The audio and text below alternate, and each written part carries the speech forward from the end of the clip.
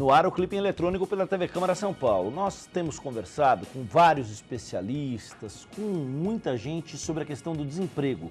São 12 milhões de trabalhadores que estão batendo a porta à procura de uma oportunidade em todo o país. 12 milhões. Há uma cidade de São Paulo inteira de desempregados. A gente falou já no desemprego pelo prisma da economia, pelo prisma dos resultados da macroeconomia, do empreendedorismo, das relações de trabalho.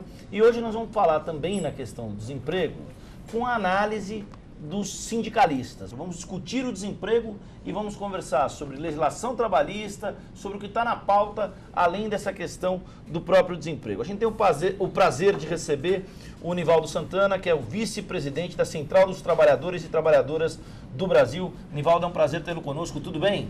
Tudo bem, é um prazer estar aqui com você, Wagner, e também com meus companheiros, o Patá e o João Caires. Vamos bater um papo sobre esse tema importante. Legal, meu querido, legal. O João Caires é da CUT de São Paulo, ele é da Central Única dos Trabalhadores, ele está conosco, o secretário-geral. João, é um prazer tê-lo conosco, obrigado pela presença aqui na TV Câmara. Eu que agradeço o convite, é um prazer estar aqui com vocês, com o Patá e com o Nivaldo e com você, Wagner. O Ricardo Patá teve no ano passado, na primeira temporada do São Paulo Brasil, com o nosso querido Paulo Marcum aqui na TV Câmara. Patá, você que representa aí a UGT, a União Geral dos Trabalhadores, é um prazer tê-lo conosco. Está confiante em relação ao país? É um prazer estar com você, Wagner, com o meu amigo Nivaldo, com o meu amigo Caires. Estou preocupado, muito preocupado com o Brasil. Mas nós vamos ver isso no debate agora. Então vamos lá. Temos 12 milhões de desempregados. Esse é o número. Ponto de partida. Como atenuar rapidamente esse coeficiente de desemprego? Olha, eu acho que para enfrentar o desemprego, algumas medidas deveriam ser implementadas no nosso país. Eu destacaria 3 para começar o debate. Em primeiro lugar, a retomada do crescimento econômico. Um país com recessão para os trabalhadores significa menos emprego, menos salários e menos direitos. Por isso que o crescimento econômico é fundamental. Uma outra questão importante, que é uma bandeira que o movimento sindical defende, principalmente com o desenvolvimento tecnológico, novas formas de gestão do trabalho, é a redução da jornada de trabalho sem redução do salário. O mundo, à medida que evolui tecnologicamente, aumenta a produtividade, ele tem condições de você reduzir a jornada de trabalho, que é um tema bastante caro para o sindicalismo. Ao lado disso, nós achamos também que medidas específicas para mitigar o desemprego podem ser adotadas, como incentivar determinados setores da economia que têm uso intensivo de mão de obra, a construção civil, por exemplo. Todas as vezes que a construção civil consegue ter um crescimento mais forte, tem uma repercussão bastante positiva no item mão de obra. E também um processo mais complexo que nós temos que enfrentar, que é a desindustrialização do país. O setor industrial, que é um instrumento importante de gerar empregos, emprego de qualidade, está diminuindo. O que mais cresce é o setor aqui do meu amigo Patá, a área de serviços, é que tem crescido mais, mas uma economia mais equilibrada e harmônica não pode prescindir de um desenvolvimento industrial mais forte. João, o Nivaldo trouxe uma fórmula inicial, ele até brincou com a gente que ele falaria de 3 aspectos, ele trouxe 4 na verdade. O primeiro, a retomada do crescimento. O segundo, a redução da jornada sem a redução do salário. O terceiro, o estímulo a setores com mão de obra intensiva, como a construção civil. E o quarto, o combate à desindustrialização. É com base nessa cartilha que as coisas podem começar a mudar? Não, isso sim, isso é básico. E é até legal tocar na questão da redução da jornada sem redução de salário, até porque o governo, o ministro do Trabalho anunciou jornada de 12 horas, e aí o presidente da CNI tinha falado em 80 horas, depois ele disse que se enganou, que era 60. O ministro também quis dizer que não era bem isso, que era a questão do turno de 12 horas, que na verdade já está regulamentado. Então é por isso que, assim como o Patá, também estou preocupado, porque a gente ouve cada coisa e muda. Mas eu acho que a gente tinha que trazer uma reflexão, até porque o Nivaldo tocou na questão da construção civil. Porque em dezembro de 2014, a gente tinha o menor desemprego da história no Brasil. Isso já com a nova metodologia do IBGE, que foi alterada em novembro de 2002. Aí a gente tem que fazer uma reflexão. O que aconteceu de 2014 para cá, para a gente chegar no índice de 11%, quase 12% de desempregados, né? E aí, sem querer falar bobagem, mas nós temos que entender uma coisa. A Operação Lava Jato, que ela tinha um intuito, tudo bem, de combater a corrupção, que todos que estão aqui defendem, qualquer um defende. Só que você não pode, por exemplo, querer acabar com o narcotráfico e entrar na boca de fumo e matar todo mundo dizendo que está combatendo o narcotráfico. Né? Você mata todos para dizer que combateu o narcotráfico.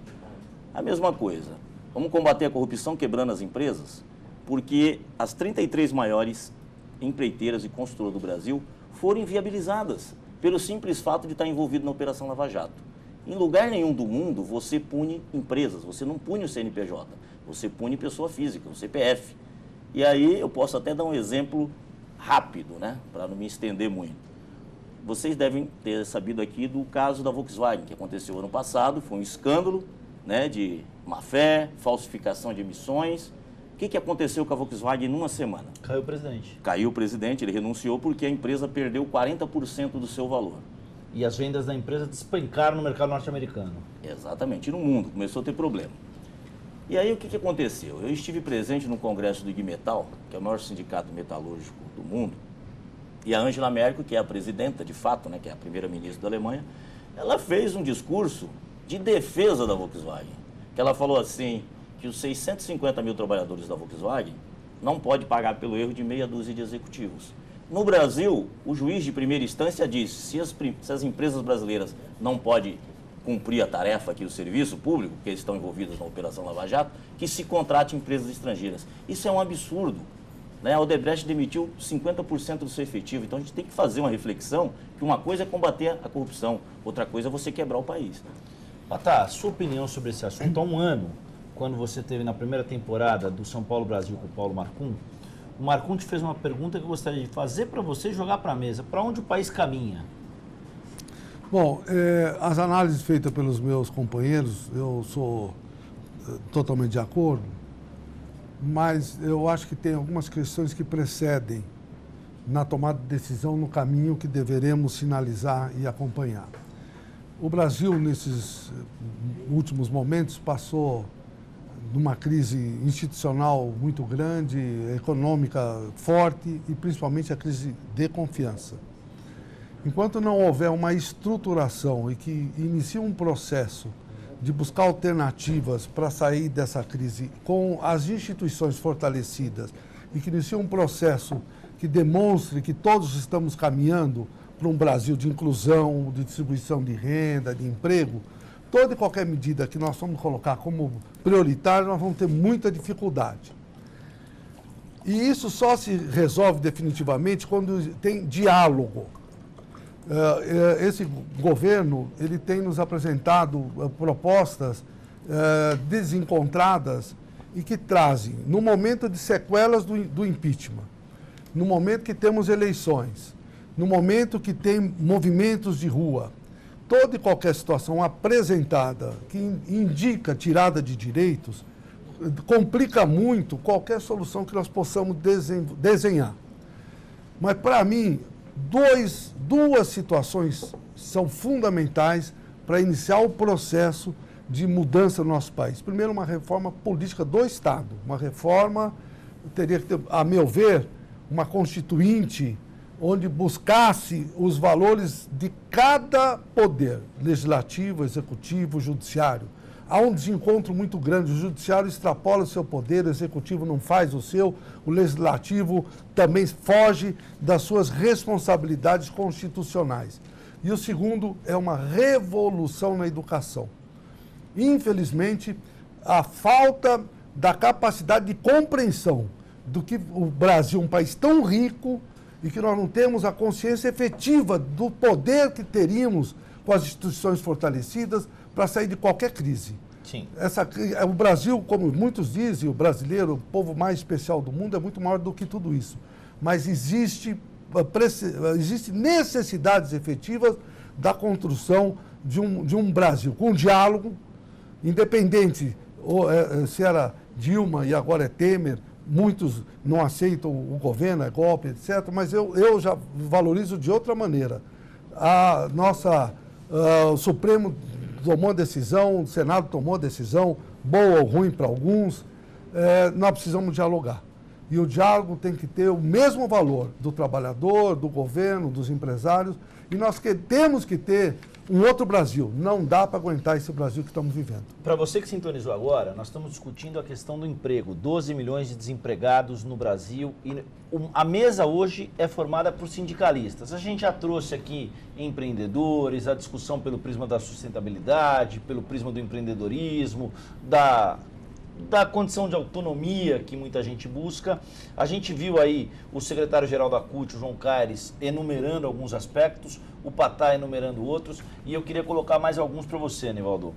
A gente tem falado mais do que reforma política, faz 25, 30 anos que a gente ouve a história de que para o Brasil crescer, o custo do Brasil tem que ser menor e a reforma fiscal é inevitável. Outra coisa que a gente ouve, que a gente fica assim, que dá quase raiva de aposentado quando você liga a televisão é, olha, se não tiver reforma previdenciária, o país quebra. E você tem um discurso que se articula no sentido de apresentar muitas vezes o aposentado que trabalhou a vida inteira como se fosse o inimigo das contas públicas. Eu acho que isso é um ponto importante para a gente discutir. Custo Brasil, questão de infraestrutura e o que o Patá falou, a qualidade da educação. Eu queria que vocês debatessem o assunto, fiquem à vontade para conversar sobre isso. Olha, eu acho que o principal item do custo Brasil é a taxa de juros. A taxa de juros praticada no Brasil, o Brasil é medalha de ouro na Olimpíada dos Juros. E não tem segundo lugar, hein? E não tem segundo lugar. E a taxa de juros elevada, ela afeta o crescimento econômico, onera as pessoas, prejudica o investimento das empresas e é o principal obstáculo para o crescimento econômico. Eu considero que uma reforma tributária progressiva que procure taxar principalmente os ganhos financeiros e diminuir a taxação sobre o trabalho e a produção seria uma medida importante no sentido de diminuir o custo para o Brasil crescer e se desenvolver. Da mesma forma que eu acho que nós não podemos considerar os trabalhadores e os aposentados como os responsáveis pela crise. Essas políticas de reforma da Previdência, de idade mínima, desvincular reajuste da aposentadoria do salário mínimo, são medidas antissociais. Na hora de debater os caminhos do Brasil, eu acho que pode ter pontos de convergência dos trabalhadores com o setor produtivo. O ano passado, início deste ano mesmo, as centrais sindicais e os empresários construíram um documento chamado Compromisso pelo Desenvolvimento, que tinha como preocupação central fazer o país superar a recessão, aumentar o emprego, ter mais renda, assegurando os direitos. E tem pontos, Wagner, que são conflituosos. Tem que escolher quem paga a conta. Então, os empresários, por exemplo, e o governo atual está pretendendo que a conta maior da recuperação fiscal e da tentativa de retomar o crescimento seja pago pelos trabalhadores e pelos aposentados. Então, e dessa forma não dá para ter acordo. Então, na verdade, essa história de custo Brasil, mas também tem que falar do lucro Brasil, né? Você pega o preço de automóveis no Brasil, se você tirar os impostos, mesmo assim ele continua mais caro que em outros lugares do mundo, porque a margem de lucro é muito grande. Eu já tive uma experiência de comprar um produto de determinada marca direto da fábrica, custava em torno de R$3.000 na loja, eu comprei na fábrica por 900, entregando em casa um aquecedor. Ou seja, a margem de lucro dos caras que vendem é muito grande. Nós temos o custo dos pedágios de São Paulo. Eu vim hoje de manhã lá de registro, aí você paga, por exemplo, na rodovia federal a cada 60 quilômetros, R$ 2,50. Nas rodovias paulistas você paga em média 15 a cada 30 quilômetros. Então, esse é um problema do custo que ninguém fala. Se discute muito o custo do Brasil, mas o custo dos pedágios deixa de lado. Mas voltando a essa questão de custo, se fala muito, mas o que a gente tem muito no Brasil é uma margem de lucro bem grande, inclusive no leite agora, né, que eu tive com o pessoal lá do Vale do Ribeira, com os produtores de leite lá, por exemplo, de Itapeva, que o leite aumentou pra caramba, só que o custo para eles continuou o mesmo. Né? As grandes produtoras de leite, aí, as grandes empresas, os grandes laticínios, continuam com a margem grande, caiu a produção de leite, é lógico, no inverno, mas a margem deles continua a mesma. Em relação à Previdência, esse é um blá blá blá que a gente ouve há 500 anos, né? E aí a gente pega, vamos fazer uma conversa aqui, né? Previdência, tem professores e professores que apresentam teses, doutores, que a Previdência não é deficitária. Depende do que o governo faz com o dinheiro da Previdência, com a cota da Previdência. Mas a Previdência também não tem que ter um olhar simplesmente, um olhar distributivo de pagou, recebe aposentadoria. Se fosse assim, a Constituição de 88 não teria assumido os trabalhadores rurais, que aí foi criada a PIS/COFINS, a CSLL, para cobrir a diferença que falta na Previdência Social. Então nós temos que pensar nisso, a Previdência como um instrumento de distribuição de renda, não só como um pagamento de aposentadoria. E também temos que pensar em outras coisas, né? Nós estamos falando muito hoje, né, em moda, aí, dessa Operação Lava Jato, promotores e juízes.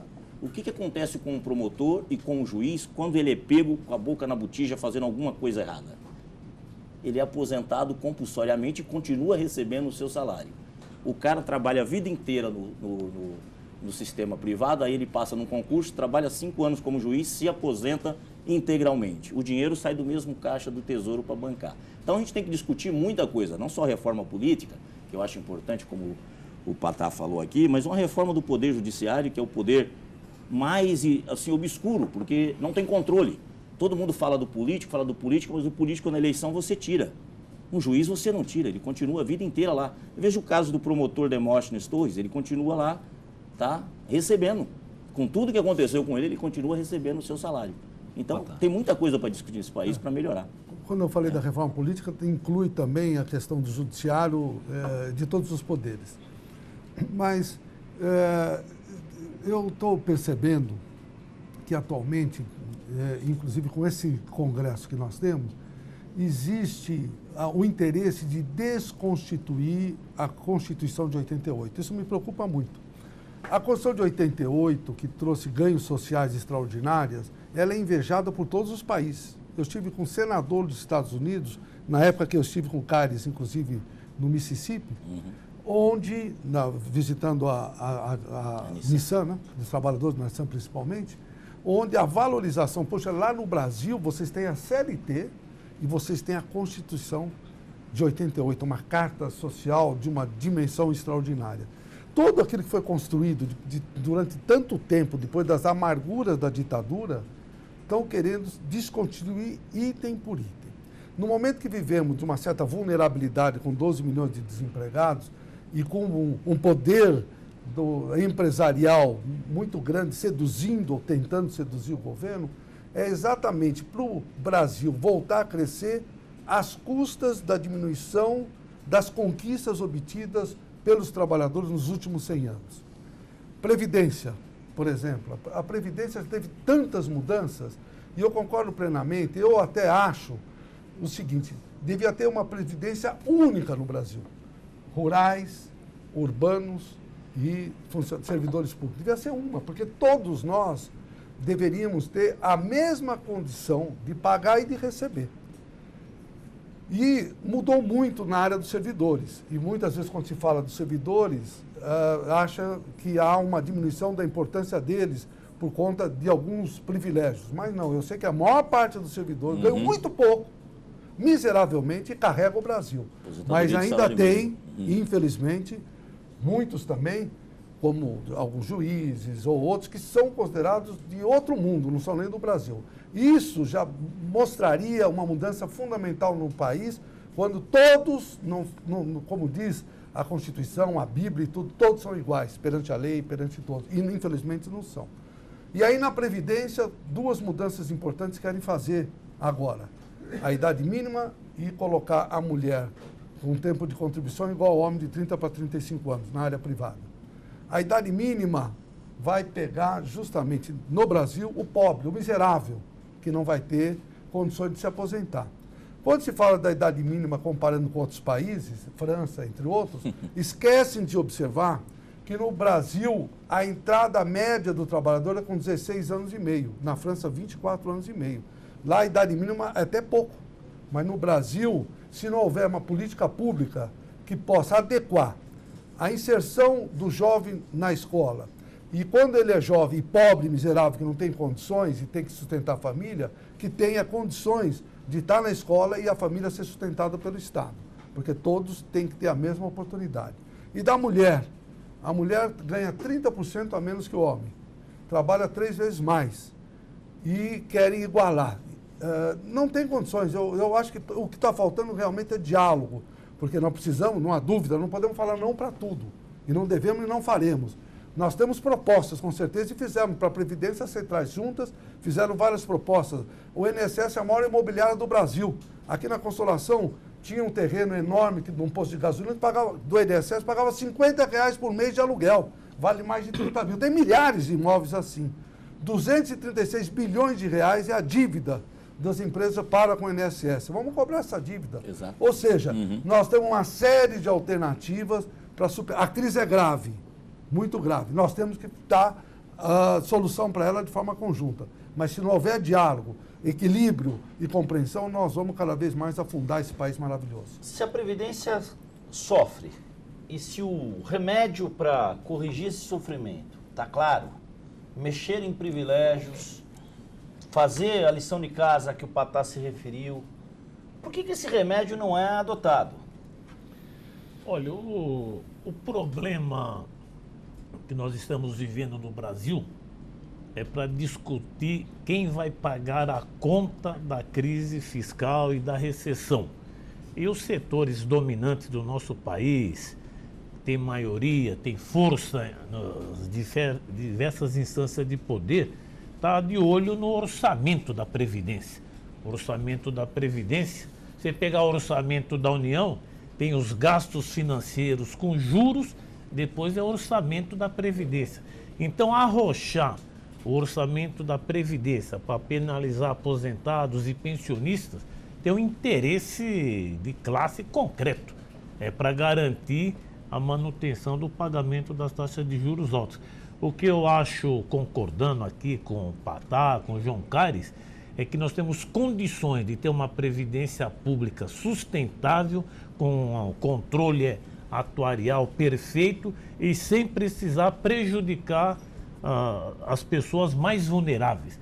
Então, idade mínima para aposentar, equiparar a mulher com o homem para aposentadoria e desvincular o reajuste da aposentadoria do salário mínimo, que são as 3 medidas que o governo está apresentando como uma proposta de arroxo previdenciário, certamente não vai contar com o respaldo das centrais sindicais. João, nas 2 respostas anteriores, só para jogar para você falar, você tocou numa questão que, ao contrário do que o Patá falou e ao contrário do que o Nivaldo falou, embora ambos concordem com você, você tocou numa questão que pode ter um efeito econômico e que talvez esse efeito econômico possa ser mensurável. A judicialização. É isso que tem incomodado também na rota de uma retomada da economia? Então, esse é um problema, porque eu vou dar um exemplo clássico aqui. Eu estava na Confederação Nacional dos Metalúrgicos e nós tivemos um problema numa empresa, num estaleiro. Vocês sabem que os estaleiros no Brasil não produziam navios até 2003. E aí foi feita uma proposta de conteúdo nacional e começamos a produzir navios. Tínhamos 2.000 trabalhadores em estaleiros, hoje, lógico, com essa crise caiu, mas chegamos a 100 mil. Então você teve uma mudança. E aí, com essa questão da judicialização, o porto lá de Rio Grande demitiu 7 mil pessoas, porque a empresa estava envolvida na Operação Lava Jato. Fizemos um acordo de leniência, a empresa voltou a produzir, recontratou todo mundo. Só que você não tinha uma segurança jurídica, e aí o TCU começou a questionar. Negociamos com o governo aprovou o acordo de leniência. Agora está tendo um problema de novo. Eles não estão aceitando isso. Então, esse é um problema. Você, em lugar nenhum do mundo, gente, ó, a GM faliu. Das 3 grandes montadoras americanas, só a Ford se manteve em pé. As outras 2 faliram. A Chrysler faliu, a Fiat comprou. E isso mudou muito o cenário de Detroit. Claro. Né? O que os americanos chamam de Big Three. De Big Three. Aí virou Big One. Né? Porque exatamente. Aí a GM quebrou, o Obama estatizou e fez a empresa voltar, porque é um símbolo americano e também gera muito emprego. Aí no Brasil, não sei o que acontece, é uma loucura, que querem acabar com as empresas. E olha o seguinte, a Odebrecht, não estou aqui para ser advogado dela, mas ela não é só construção civil.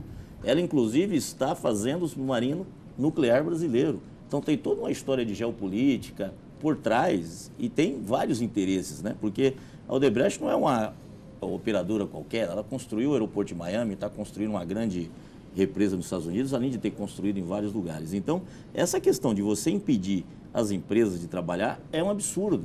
Porque sempre que falha uma empresa, você tenta recuperar a massa falida, você coloca uma junta governativa, aquela coisa toda, e por algum motivo, que aí a gente pode pensar em N coisas, né? Fizeram isso, e só para você ter uma ideia, números da Lava Jato. Eu estive num debate com a consultora da Gol, né, a Guesma Oliveira, e ela chegou a pontuar que, isso há um ano atrás, 3,5 milhões de desempregados eram oriundos da Operação Lava Jato. Hoje tem pessoas que falam em torno de 5 milhões. Então você pega o que isso representa no contingente da economia. Se você não tiver uma sensibilidade política e também judicial para resolver o problema e colocar as empresas para trabalhar, eu não acredito que a gente tenha uma recuperação tão rápida se a gente não resolver esses problemas. Nesse comentário, inclusive, é muito interessante que, no caso, vamos dizer, do judiciário, que até muitas vezes extrapola seu poder, é visto na área dos empresários um outro judiciário que eles acham que extrapola o poder, que é o judiciário trabalhista. Sim. Olha que coisa incoerente. Há um valor muito grande para esse judiciário do Lava Jato e assim por diante. Mas quando se fala do trabalhista que vai resgatar os direitos violados, já ouvimos do ministro da Saúde, antes deputado, Ricardo, lá do Paraná, e do próprio presidente da Câmara atual, Maia, de que o interesse deles é acabar com o judiciário trabalhista, porque o judiciário trabalhista impede as empresas de crescer e, pelo contrário, fecha empresas. Então, olha a maluquice que nós chegamos quando não há uma compreensão adequada no próprio poder dos valores fundamentais da nossa sociedade. Então, realmente é muito importante, e quando eu digo da reforma política, outras que o Nivaldo comentou, são todas importantes, o Carlos também, mas a reforma política hoje no nosso país ela é fundamental no sentido de trazer o valor adequado de cada poder, para não haver nem ingerência e nem omissão em casos fundamentais do nosso país. Então, são temas que você e todos aqueles que estão nos observando, eu gostaria muito até de ouvir, se você passou o telefone para o pessoal, para que nós tivéssemos essa interatividade com esses temas que estão sendo postos, são muito atuais, fundamentais, e se não houver entre nós esse diálogo, essa compreensão, vai ser muito difícil sair dessa situação. O problema está posto, acho que vocês trouxeram esclarecimentos que são muito pertinentes, que são muito fundamentados à luz da questão da representatividade da classe trabalhadora pelo prisma do movimento sindical. Posto o problema, com relação ao curto prazo, quem está nos assistindo em casa e está sem emprego e quer ouvir de vocês a seguinte resposta: quando eu vou conseguir arrumar um emprego? Olha, não é uma resposta simples. Eu acho que a tentativa de passar uma imagem que nós consideramos equivocada, que retirar a CLT, tirar os direitos sociais da Constituição e considerar que na negociação dos sindicatos com os empresários, dos trabalhadores com seus patrões, nós vamos facilitar a geração de empregos, eu acredito que a experiência histórica tem demonstrado que flexibilização, retirada de direitos, não tem como contrapartida mais emprego. Eu considero, queria reforçar aqui, manter a CLT, a Constituição, defender a redução da jornada de trabalho e investir em setores de uso intensivo de mão de obra, na indústria, na construção civil, em outros setores, eu acho que seriam as medidas mais imediatas para enfrentar o flagelo do desemprego, que só vai ter uma solução mais sustentável com a retomada do crescimento. Nos sindicatos que vocês representam, quais são as perspectivas voltadas aí para esse terceiro trimestre, considerando um período como o período de fim de ano, entrada do 13º, o que isso traz do ponto de vista do cenário econômico? Bom, na área, a UGT é uma central que tem muito comércio e serviços. 2 milhões de trabalhadores em São Paulo, né? Em São Paulo, só na área dos comerciários, mesmo na cidade de São Paulo, tem mais de 600 mil. A perspectiva ou expectativa é que, como nós estamos num período de contratação de temporários, antigamente se contratava só nessa época na cidade de São Paulo mais de 80 mil, não vai ocorrer nessa dimensão, mas existe sim uma perspectiva de uma melhora. O comerciante pode chover canivete, pode ter qualquer adversidade política, qualquer situação complexa, ele acredita muito em dezembro. Porque dezembro, de uma forma geral, representa, em média, mais de 3 meses do ano. E é a salvação da lavoura.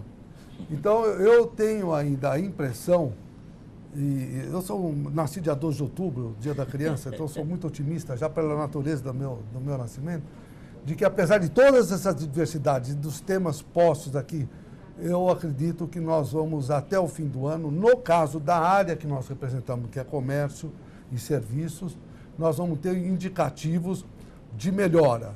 Todo mundo, daqui até o fim do ano, sempre vai comprar, tem o Dia das Crianças, dia 12 de outubro, sempre vai comprar alguma coisa, alguma lembrança, e na realidade, como já ocorreu na crise de 2008, um grande salvador, a meu ver, tem que puxar a sardinha para nós, foi a área do comércio, que naquela época, com o consumo, nos tirou da crise naquele momento. É lógico que é diferente, porque nós, como já disse anteriormente, teve a questão da confiança, a questão política muito grave. Mas essas coisas caminhando para serem superadas, eu tenho certeza absoluta que na área que eu represento de comércio e serviço, e aí a pergunta é, aqueles que estão buscando emprego, vão buscar nas lojas, vão buscar na área de serviços, esse período é propício para iniciar um processo de voltar a ter autoestima. Sei com certeza absoluta que a pior coisa para um trabalhador é perder o emprego. Nós não queremos ter desempregado. A gente vai passar a bola para você, João, mas olha, veja só, nos 7 primeiros meses desse ano, foram 623 mil empregos formais perdidos. 7 meses, 623 mil empregos formais. Segundo ponto que a gente tem, uma pesquisa da FIP, Nivaldo, a Fundação Instituto de Pesquisas Econômicas da USP, feita a partir de dados do Ministério do Trabalho, mostra que o número de acordos entre empresas e sindicatos para redução do expediente, redução da remuneração, chegou a 208 entre janeiro e julho deste ano, mas a maior parte, 62%, foi feita à margem do Programa de Proteção ao Emprego chamado PPE. Então, uma das coisas que a gente tem que falar, né, nesse momento de crise, eles começam a dizer que flexibilizar a CLT, a legislação, vai melhorar, né? E a gente tem dados concretos, por exemplo, a crise que vem se estendendo desde 2007 na Europa, os países que têm a legislação mais flexível, como Irlanda, Espanha, né, a própria Itália, foi onde se piorou. Os maiores índices de desemprego é na Espanha, mais de 25% de desempregados. E os países que têm uma legislação mais pró-trabalhador, como é o caso da Alemanha, da onde nós copiamos o chamado IPPE, Programa de Proteção ao Emprego, foi onde o desemprego não aumentou tanto, foi muito pouco, mesmo com a crise, porque eles têm medidas anticíclicas e medidas de proteção que mantêm as pessoas empregadas e com isso você não cria um ciclo vicioso de desempregados.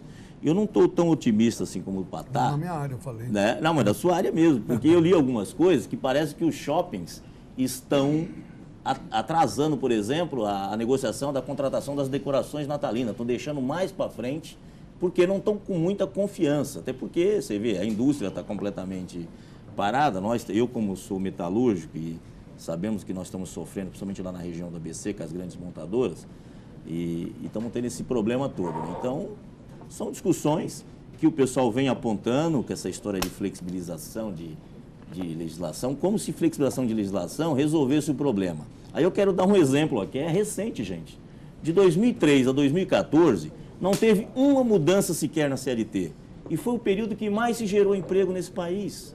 Então, esse discurso que mexer na CLT vai gerar emprego é papo furado, é papo de empresário que quer aumentar mais a exploração, aumentar a sua margem de lucro sobre o salário do trabalhador.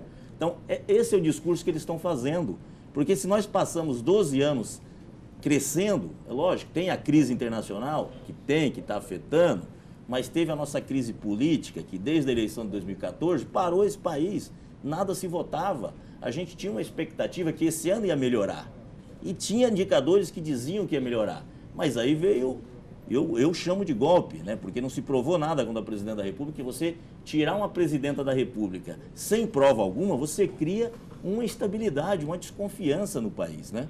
E aí você vê o dólar aumentando, a bolsa caindo, entre outras coisas, né? E o problema do dólar é justamente o que a gente tem até hoje na indústria. O problema que ele falou da desindustrialização é justamente essa história do câmbio, que desde o Plano Real se criou essa historinha da moeda brasileira valer igual ao dólar e foi acabando com a nossa indústria. Né? Então, ainda à luz da questão da desindustrialização, Nivaldo, o Antônio Canabi manda uma pergunta aí para a mesa, em especial para o Patá, mas eu queria que você começasse a dar a resposta.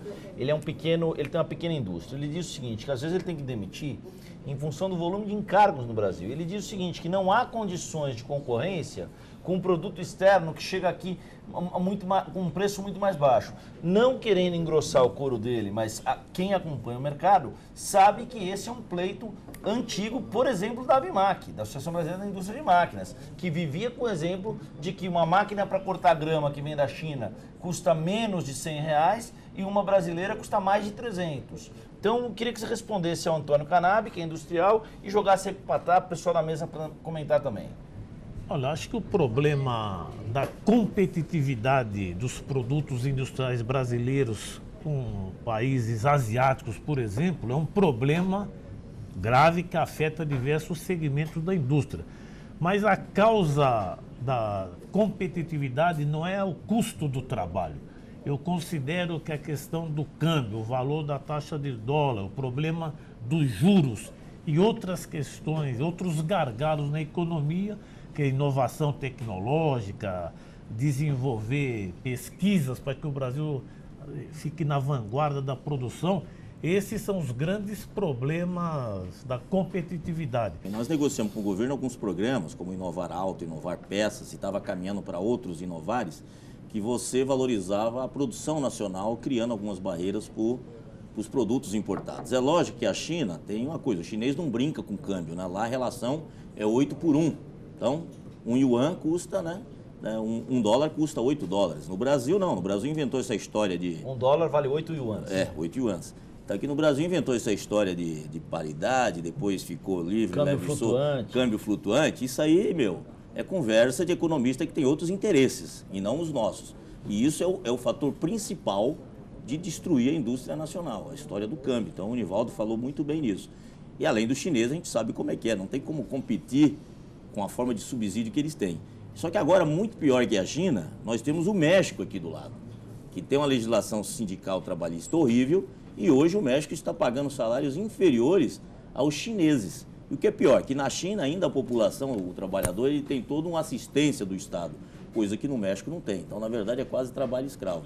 Uma máquina de cortar grama no Brasil pode custar menos de R$100 ou ela pode custar menos de R$100 se for importada da China e mais de 300 se for made in Brasil. Mexer na alíquota do imposto de importação é uma forma de privilegiar o parque industrial brasileiro? Olha, é muito mais complexo do que isso.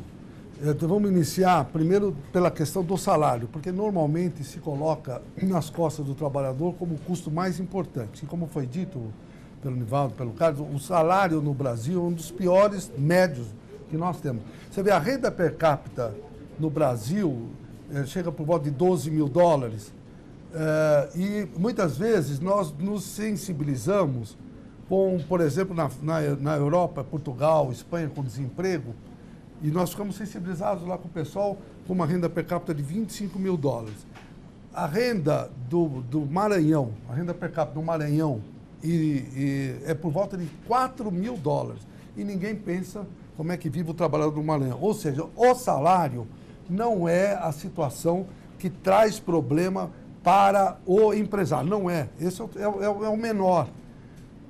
Existem algumas características fundamentais que devem mudar. Primeiro, a tributação no Brasil é muito elevada, porque tem a questão dos juros, mas os tributos também, em média 37%. Eu costumo até dizer que quando eu falo, eu sou dono da empresa, ele não é dono da empresa porque 37% é do governo.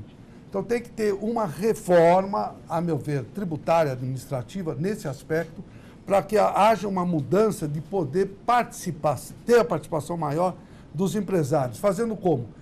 Investindo, porque também tem uma outra questão no Brasil, nós temos muitos empresários ricos e empresas pobres. Nós conhecemos a área empresarial de outros países, os trabalhadores, há um investimento muito grande na empresa.